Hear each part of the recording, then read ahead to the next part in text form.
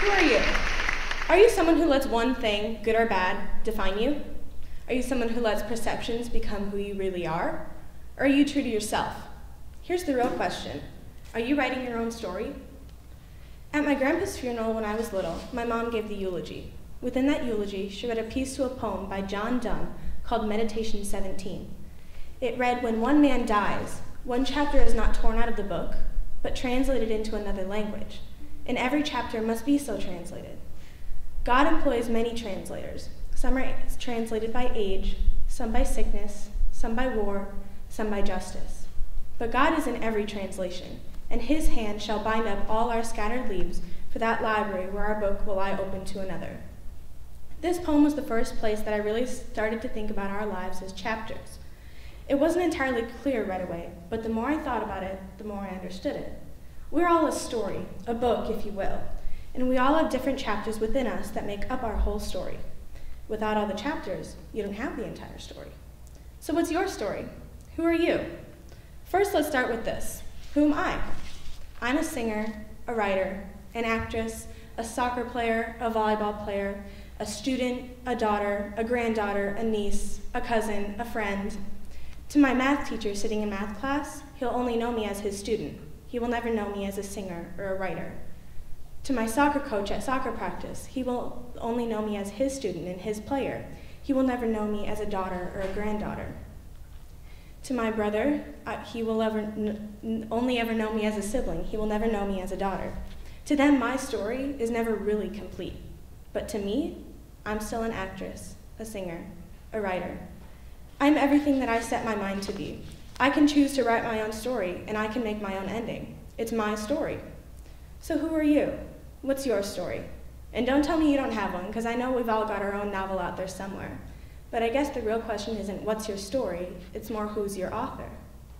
Is it you? Or are you letting other people write your story for you?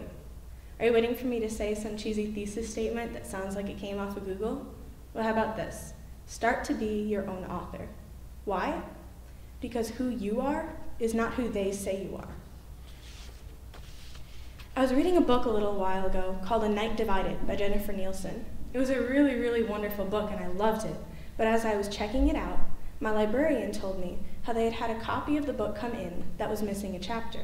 She was never able to find which copy and which chapter, so if I came across something like that, I should let her know. So I was reading along, and of course it was my copy that had the missing chapter. But to be honest, I didn't realize it at first. I was slightly confused from it because I didn't really understand everything that was going on. And that's when I realized that I had missed something. I was trying to make sense of this book, but I didn't have all the information. It was like trying to put together a puzzle without all the pieces. The same sort of thing can be said for our lives.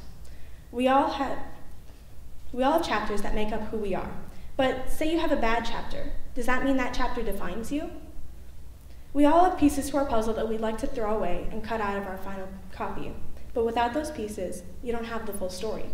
So those pieces, the bad, but maybe also the good, they don't have to define you. I'd like to say that as authors to our books, we're also the editors. We have the power to rewrite the parts we don't like. We have the power to decide how our chapters come across. We can learn from our bad chapters and move forward. We don't have to let them define us. You also can't let those bad chapters become excuses. For example, as some of you might know, exactly 364 days ago, I stood up here and gave my very first TEDx speech. I talked about a struggle I had within my family when I was in 6th grade. At the time, I'd been going to see a family counselor. She didn't end up doing much for me, rather making me feel even more frustrated than I already was. But I remember her telling me how people whose parents struggled with alcoholism were more likely to become alcoholics themselves. And I remember I felt as if she was trying to tell me that because one of my parents had this problem, I was going to turn out the same way. Coming into TEDx 2018, I started to think about that and how it related to my thoughts about our chapters. My family is just one of my chapters. To me, it might be a highly important one, but it's still only one. It's a chapter, not a title. So because my family tree has had some flaws in it, that doesn't mean somewhere along my path I'm going to screw up. With that said, there are so many people who take bad chapters like that and let them become excuses. They let them define their lives in a completely different way. Bad chapters are not excuses. My father's struggle with alcoholism ended with him getting into counseling and rewriting his future through rehabilitation. If I took what that family counselor said to heart, maybe later on in life if I began to struggle with alcohol, I could, as many others do, blame it on my father's impact on me. Instead, I'd like to think that I've learned so much from my father's struggles and the effect it had on me that I would choose not to blame my future failures on that. There's a little boy that I babysit, and he's autistic. Is that who he is? Does that define him? Or does he have the power to write his own story? Maybe because of that chapter, that piece, his autism, it'll influence the other chapters. Maybe because he has autism, he'll look a little different and he'll act a little different. Above all, I know he thinks a little different. But in what world should it not be okay to have differences? Differences are seldom celebrated in our middle school world. We are judged, and we judge each other on very superficial things.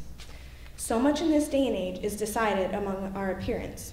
At first glance, when you look at someone, you know almost nothing about them except what they look like. To you, their story is missing all of its chapters. So mentally, when we see someone who we know almost nothing about, we want to fill in those missing pieces with guesses to our own as to what they are like. First impression judgments like this are how we get things like stereotypes. I did some research a few weeks ago to try and test this out. I went to the mall with my dad and had 3 different outfits with me, looking for people to answer one simple question. What were the first 5 things that popped into your head when I approached? First, I started simple and something sportier. The second outfit was all black, a choker, and darker mascara. The third, something I would wear to school every day, ripped jeans and a flannel. The results of my experiment were almost exactly what I had predicted before carrying it out. When wearing sportier things, people guessed that I was into sports and told me I looked bubbly and happy. Overall, it was generally easy to get a handful of people to respond to me, other than the fact that some of them were a little bit freaked out by the fact that, oh my God, a human is interacting with me. After just a short amount of time of gathering a handful of responses, I went to change into my second outfit. Right away, I noticed a lot of differences. People tended to stray away from me when they would see me walking towards them, and more people flat out said no when I asked them if they would help me with the project. I felt a lot more judged with my third outfit, and it took me a lot longer to get people to get me responses. But finally, I was able to change into my third outfit. It went over almost as easily as the first did, but I heard 2 things repeated quite frequently from person to person, as they told me that I either looked like I was popular or that I looked like I had lots of friends. I have to admit, this experiment brought on one of the most awkward hours of my life. I felt hurt when people would turn me away, but most importantly, I noticed a lot about myself. I tended to stray away from asking people who creeped me out or generally gave me the wrong vibe. As much as it seems pretty ironic to say it, I judged people quite a lot throughout this experiment. And I realized that judging is something that comes naturally to us. Everyone judges, so to get up here and talk about some remedy to not judge would be ridiculous. So instead, why don't we start worrying about how we react to judgment? They're just thoughts, right?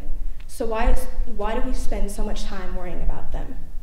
What people think doesn't make up who you are. You can't control people's thoughts, but we can control our reactions. They want to go and make those perceptions about you? Fine, go ahead, let them. One of the first steps to being yourself is learning to not care what other people think. Why? Because who you are is not who they say you are. Did you notice how not one of the people that I talked to said something about my personality? Just by looking at me, they couldn't guess that I was a singer or a writer or an actress.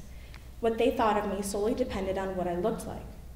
So as much as we're preached to about the whole don't judge a book by its cover thing, the reality is not everybody's going to like the cover of a book. Some people will notice different things about the cover, and some people will just be too scared to pick up the book. If we were writing a book to sell, we would care what people thought about it. We would care what people wanted to say about it. But when we're writing the book of our lives, we have to take what's important to us and edit around that.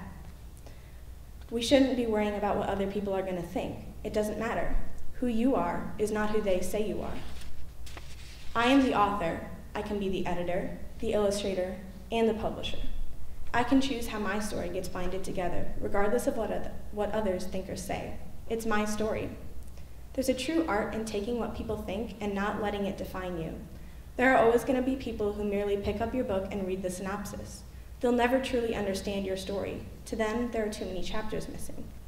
So why stress about those skimmers? Why not just write your book? Write your book, edit your chapters, illustrate your cover, and publish your completed work. Wear that outfit you were second-guessing. Try that new club you didn't want to try. Talk to that person and don't care what they'll think of it, because who you are is not who they say you are. So who are you?